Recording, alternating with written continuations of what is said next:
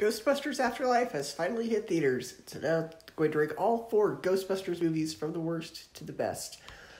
Coming to last place at number 4 is Ghostbusters 2. This is just the same story as the original, with the same story beats and the same cast, but with none of the energy or humor that makes the original so iconic in the first place.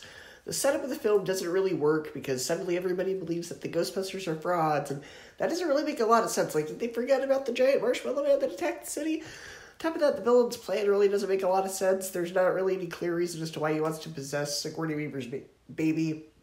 And just the writing and acting just aren't as sharp. There's not really a lot of jokes in this one. If there are any jokes at all, it's basically just a boring version of the first film. Number 3, Ghostbusters 2016. I will say this one tried. This one at least kind of tried. But the problem is that the script needed some tweaking.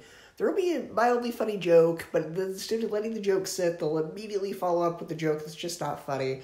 There is some energy to this movie. Chris Hemsworth steals the show, but the writing should have been stronger. Number 2, Ghostbusters Afterlife. A very enjoyable and touching sequel that hits all the right notes, but still feels a bit too familiar. The new cast is great, there's a good overarching mystery, there's a few good spooky moments, but the plot is basically just the first movie again with the younger cast, though it is a very touching tribute to Harold Ramis. And coming at number 1 is Ghostbusters, the original from 1984. This was one of those lightning in a bottle movies that had all the right ingredients and somehow just worked.